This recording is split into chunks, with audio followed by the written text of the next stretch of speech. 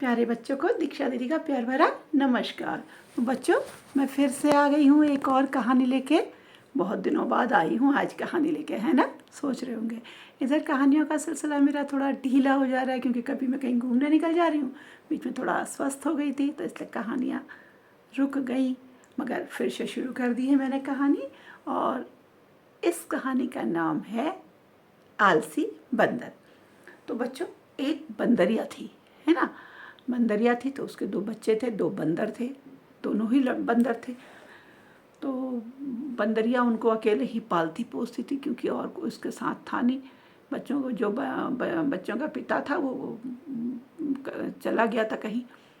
अब बंदरिया उन्हें अकेले ही पालती पोसती, उनका ख्याल रखती।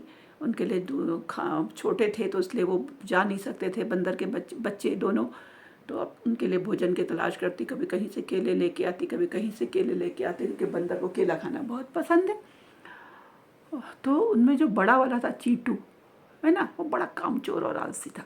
और छोटा वाला नीटू खूब एक्टिव था, लेकिन वो बहुत छोटा था, तो अभी माँ उनके लिए, दोनों के लिए भोजन लेके आती।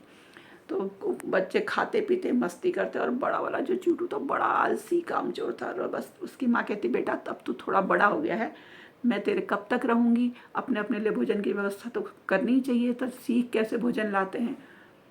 तो कहता, अरे माँ तुम लाती तो हो ना, जब तक तुम हो मुझे क्या चिंता करनी है, खाना ही तो लाना, खाना ढूंढना कोई बहुत कठिन काम थोड़ी है। खाना ढूंढना बड़ा, गए जंगल में कहीं से भी तोड़ लाए, खा लिया। तो बहुत समझाती, लेकिन उसके समझ में बात आती नहीं। अब क्या हुआ ना बच्चों, धीरे धीरे धीरे धीरे करके वो बंदरिया जो थी बूढ़ी हो गई, और अब उसको ताकत भी कम रही है, दूर दूर जंगल में जा नहीं पाती। और बहुत सारे तो बार बार वो अपने बच्चों से कहते थे, छोटा वाला नीटू जो था तैयार हो गया, बोला माँ मुझे सिखा दो जंगल से खाना कैसे लाते हैं, कैसे। तो बहुत उसने कोशिश करी कि वो चिंटू को भी सिखा, वो चिंटू जाता ही नहीं। भैया कहता, नहीं माँ अब तुम हो ना, ले आओ मेरे लिए। कहाँ जाता फिर, मुझे ये सब काम नहीं होते खाने पीने के, मेहनत करने के। ठीक हूँ, मैं अपना पड़ा हुआ हूँ अपने घर में, और खाना पीना खा रहा हूँ, बस तुम ले आओ, तुम हो, मुझे क्या चिंता करना, तुमको कुछ नहीं होगा। कहती, नहीं बेटा अगर मैं नहीं रही कभी तो, कहता तुम्हें कुछ नहीं होगा, देखना भगवान तुमको कुछ होने नहीं देगा।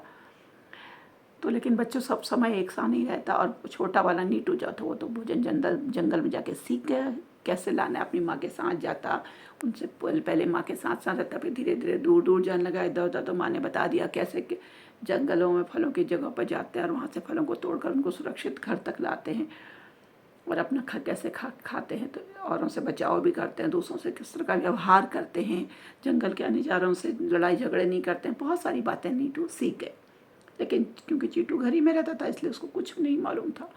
और एक बार क्या हुआ, बहुत बूढ़ी होने पर भी उसकी माँ जो थी बंदरिया चल बसी, भगवान को घर चली गई। अब तो दो भाई रह गए। कुछ दिन तक तो दोनों भाई रोते रहे अपनी माँ के लिए कि माँ तू कहाँ चली गई, हमारा खाना कौन करेगा। बड़ा वाला तो खूब रोया, मेरे लिए खाना कौन लाएगा। थोड़े दिन में ठीक हुआ तो छोटे ने समझाया, चलो भैया चलो चलते हैं, कुछ खाना वाना खोज के लाते हैं। बोला, नहीं मैं तो नहीं जाता, तू ले आ मेरे लिए। अब छोटे वाले को दया आई, उसने कहा चलो भाई ही है, तो वो गया। उसने तो सीख रखा था, उसे तो आ गया था कि किस तरह जंगलों में जाया जाता है, कैसे एक पेड़ से दूसरे पेड़ में जा कर के छलांग मारी जाती है, और कैसे फलों के पेड़ों तक पहुंचा जा सकता है। तो वो तो अपना खा पी के ले आया, खाता था और उसके लिए ले आता था। धीरे धीरे ऐसे ही चल रहा था। उसने कई बार कहा, भैया चलो ना, तुम भी चलो, घर में अकेले बोर हो जाते हो, और क्या कुछ काम तो है नहीं, बाहर जाओगे तो स्वस्थ भी रहोगे। लेकिन मानता ही नहीं था, बहुत आलसी था। और बच्चों एक बार क्या हुआ, भयानक बारिश हो गई, भयानक इतनी बारिश हो गई कि कहीं बाहर निकलना मुश्किल हो गया। तो न तो नीटू भी नहीं जा पाया। अब तो भैया दोनों के पेट में बहुत बेचैनी, भूख के मारी बड़ी दिक्कत हो गई। बड़ा वाले को तो आलसी खाता तो खूब था, लेकिन आलसी था, कामचोर था। लेकिन छोटा वाला अपनी मेहनत करके खाता था, लेकिन अब वो भी नहीं जा पा रहा था, बहुत भूख के मारे। एक रात बीती, दो रात बीती, जंगल में पानी भर गया, बाढ़ आ गई, सारा जंगल पेड़ पानी में डूबने लगे। अब क्या करें। तो जो लेकिन बड़ा वाला बिलबिलाने लगा भूख से, बोला, छोटू तू जैसा भी करता है कर, तो मैं तो मरता हूँ, अब तू मेरे लिए इंतजाम कर नीटू। अब नीटू कैसे, बोला भैया तुम यहीं रहना, कहीं इधर उधर मत जाना, ख्याल रखना अपना, और मैं जो हूँ अभी खाना लेके आता हूँ। वो गया किसी तरह ढूंढ ढांढ के, लेकिन इतनी बारिश थी कि वो घर से बाहर निकल तो गया मगर वापस आया नहीं। अब इसको चिंता हुई चीटू को कि भाई भी नहीं आया, जाने कहाँ रह गया, क्या करूँ, भूख के मारे बेहाल, और ऊपर से भाई भी नहीं आया, बड़ा परेशान। 2 दिन तक वो भाई और बीमार हो गया, भूख के मारे और बेहाल हो, क्योंकि 2 दिन तक भाई आ नहीं पाया क्योंकि वो कहीं फंस गया बाढ़ में। 2 दिन बाद किसी तरह गिरता पड़ता हुआ घर आया तो देखा उसने कि मेरे भाई की हालत तो बड़ी ख़राब है, भूख के मारे। किसी तरह बचा कुचा किसी तरह उसके लिए लेके आया था, उसे खिलाया पिलाया, थोड़ी इसको ताकत आई। तो अगले दिन उसने, जब बाढ़ थोड़ी कम हुई, तो उसने कहा कि भैया देखो मैं कहीं फंस गया था तो मुझे तुम्हारी चिंता होती। बोले बेटा भैया मुझे भी तेरी चिंता होती, नीटू तू कहाँ चला गया।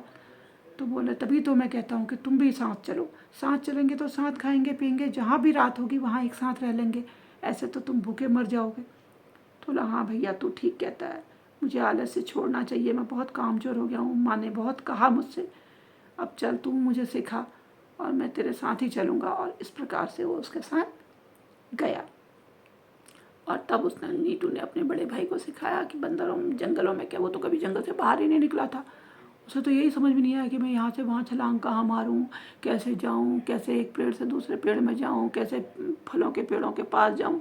सब नीटू सिखाता गया और उसको बहुत प्रैक्टिस करानी पड़ी, उसको बहुत जगह छलांग मन में गिर भी गया, चोट भी लगी, लेकिन उसने कहा नहीं सीखना तो पड़ेगा ही तुम्हें, नहीं तो तुम क्या करोगे। और फिर जाके उसको जंगल में अपने लिए भोजन ढूंढना आया, धीरे धीरे करके वह भी अन्य जीव बंदरों की तरह जंगल में रहने लगा। तो बाद में उसने कहा कि भैया तुम्हारा बहुत धन्यवाद, अगर मैं समय से सीख जाता तो इतनी परेशानी नहीं होती। माँ का कहा ज़रूर मानना चाहिए। तो बच्चों ये कहानी यहाँ पर ख़त्म होती है, क्योंकि बच्चे को माँ की कहा बात बाद में आई, देर आई चाहे समझ में आई, और उसने चीटू ने खाना ढूंढना सीखा, जंगल में जाना, अपने लिए परिश्रम करना सीखा, और तभी वह आगे को जीवित रह पाया। तो आपको कहानी कैसी लगी मुझे बताएंगे, कमेंट में लिखकर बताएंगे कि कैसी कहानी लगी, आपको कैसा महसूस हुआ इस कहानी को सुनने में, और ये कहानी से आप और क्या सीख सकते हैं, या इस कहानी को कैसा और बदल सकते हैं, क्या इस कहानी में कोई बदलाव ला सकते हैं आप। अगर इस कहानी का अंत ऐसा ना हो तो कैसा होगा, इसमें बंदर और क्या कर सकता था, क्या इसमें कुछ नया परिवर्तन अगर आप लाना चाहें तो कहानी में लाएं और मुझे बताएं कमेंट बॉक्स में। दूसरा, लाइक और शेयर तो करेंगे ही, बहुत दिनों बाद आई हूँ तो आप सोच रहे होंगे कि कहाँ गई मैडम, है ना। तो अब लाइक शेयर करेंगे तो जो लोग मेरे इस चैनल में नए हैं वो इस चैनल को सब्सक्राइब भी करेंगे, मुझे अनुग्रहित करेंगे सब्सक्राइब करके, और आगे के लिए एक नई कहानी लाने के लिए मुझे प्रेरित करेंगे। तो ये कहानियाँ जीवन के लिए बहुत लाभदायक होती हैं, जीवन को कामयाब बनाने में बहुत सहायक होती हैं। तो कहानियों का सुनना और सुनाने का सिलसिला जारी रहेगा, और आप भी इस सिलसिले को आगे बढ़ाएंगे। तब तक के लिए मैं विदा लेती हूँ, नमस्कार।